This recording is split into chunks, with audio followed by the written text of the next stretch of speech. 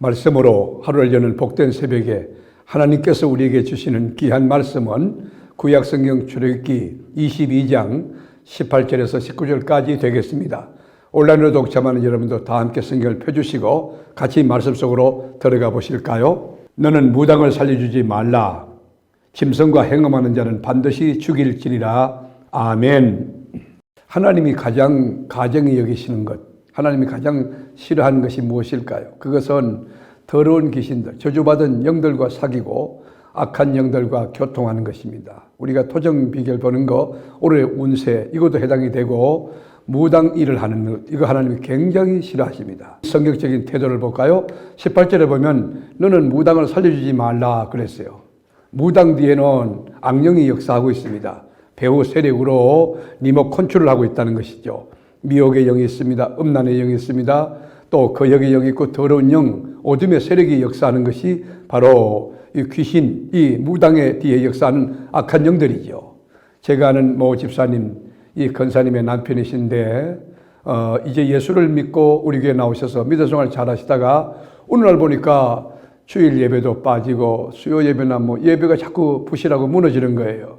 제가 신방을 갔어요. 갔더니만 이분의 말이 행설수설을 하는 거예요. 왜 이럴까? 가만히 제가 원인을 분석하기 시작했어요.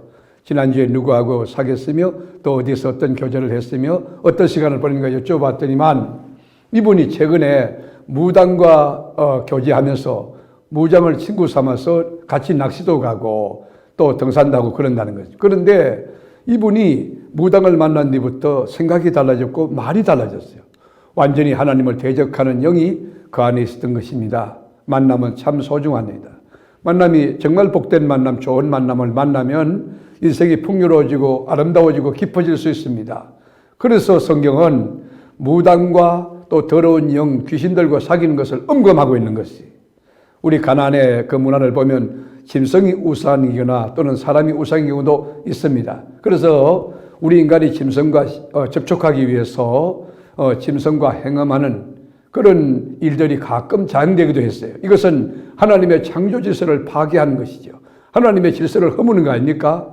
하나님의 형상대로 지음받은 우리 인간의 그 하이 레벨을 짐승의 수준으로 끌어내리는 매우 사악하고 어리석은 일입니다. 이 짐승과 행음하면 어떻게 됩니까? 19절에 보시죠.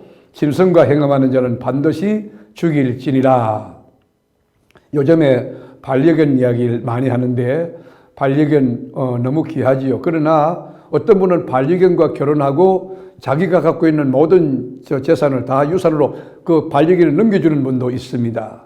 해외 토픽감이죠. 그러나 성경은 이러한 것에 대하여 경계를 하고 있습니다. 또한 성경은 약한 자, 없는 자, 소외계층들에게 굉장한 관심을 갖고 배려하고 있죠. 우리가 출애굽기 22장 21절에서 죽일 거 보면 너는 이방 나그네를 압제하지 마라. 이방 나그네, 외국인 노동자 압제하지 말며 그들을 학대하지 말라. 너희도 애굽 땅에서 나그네였습니다. 너는 가부나 고아를 해롭게 하지 말라. 네가 만일 그들을 해롭게 함으로 그들이 내게 부르짖으면 내가 반드시 그 부르짖음을 들으리라. 나의 노가 맹렬함으로 내가 칼로 너희를 죽이리니 너희 안에는 가부가 되고 너희 자리는 고아가 되리라. 여러분, 성경은 약한 자, 정말 소수자들에 대해 관심을 갖고 배려하고 그들에게 격려하고 위로하고 힘이 되고 있는 것입니다. 세상에는 상대적인 약자가 있습니다. 이를 성경은 소자라고 말하죠. 소자. 돈 없는 사람일 수 있습니다. 권력이 없거나 지식이 없는 사람일 수 있습니다. 또 교회로 말하면 소규모 교회, 작은 교회, 그리고 임대교회, 지하교회라고 이야기할 수 있겠죠. 그런데 그들에게 성경의 가르침은 모든 것을 팔아서 나눠주고 격려하고 손을 잡아주고 도와주라는 것, 그것입니다.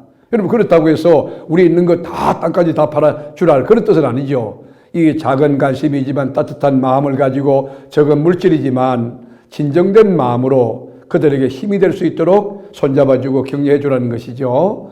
마태복음 5장 42절에 보면 내게 구하는 자에게 주며, 이렇게 돈을 뭘 구하든지 또 옷을 구하든지 학자금을 구할 때 그걸 거절하지 말고 주며 내게 꾸고자 하는 자에게 거절하지 말라.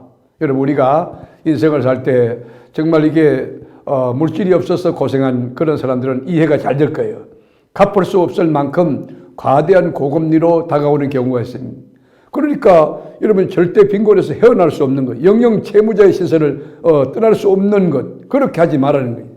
저당을 잡아도 한 벌 있는 사람 옷은 잡지 말라는 거예요. 당장 밥을 해 먹어야 되는데 그럴 때 그 맷돌, 이 음식을 만드는 맷돌을 조장 잡아서 안 된다는 거예요. 가난한 자의 한 벌 옷이 뭡니까? 낮에는 옷이 되겠지만 외출복이라든지 또 그렇게 이 수치를 가리우는 그런 도구가 되겠지만 밤에는 이불이 안 되겠습니까? 그것을 갖고 가면 꼼짝 못 하잖아요. 그러므로 그런 짓을 해서 안 된다는 거죠. 절대적인 빈곤은 절대적인 절망을 낳게 될 수 있습니다. 사람을 막다른 골목에 몰아내고 그리고 좌절하게 하고 낙심하게 하고 무력감을 느끼게 하고 결국에는 극단적인 행동을 취하게 할 수도 있습니다. 그래서 이 모든 희망을 끊어버릴 수 있는 그런 상황에 있는 사람들에게 우리 그리스도인들이 배려가 필요하다는 것이죠. 또 도움이 필요하다는 것이죠. 그리고 또 성경은 첫 열매를 하나님 앞에 드리는 것을 귀하게 여기고 있습니다. 말씀으로 하루를 여는 새벽에 사랑하는 교회 여러분은 하나님의 마음 또 예수님의 눈으로 세상을 볼 수 있는 능력과 지혜를 갖고 계십니까? 예수님의 눈으로 세상을 보면 다 불쌍히 여길 수밖에 없는, 긍휼히 여길 수밖에 없는 그런 사람들로 꽉 차 있을 것이에요. 남편도 불쌍하게 보이고 아내도 불쌍해 보이고 어린 자녀들도 또 손자 손녀도 불쌍해 여길 수 있는 그런 마음이 우리 안에 있겠죠. 가난한 자, 병든 자, 실직한 사람, 외국인 노동자들을 불쌍히 여기라는 것이, 그리고 따뜻한 마음과 그리고 예수님의 눈으로 바라보며 위로하고 소망과 힘이 되게 우리 인생을 살 수 있다면 잘 사는 인생이 정말 주님이 기뻐하고 주님이 인정하는 인생이 될 수 있을 것입니다. 사랑하는 교우 여러분, 오늘도 여러분 주변에 연약한 자가 누구일까? 강도 만난 이웃은 누구일까? 살펴보며 예수님의 심정으로 손잡아주고 격려해주고 중보기도 해주고 하나님 살아계신다고, 하나님이 당신을 사랑하고 있다고, 그리고 예수 안에서 길이 있다고, 진리와 생명이 있다고 권고해주며 새로운 생명과 소망의 길을 걸어가게 하는 복된 역사가 온전하고 충만하기를 주님의 이름으로 축복합니다. 기도하겠습니다.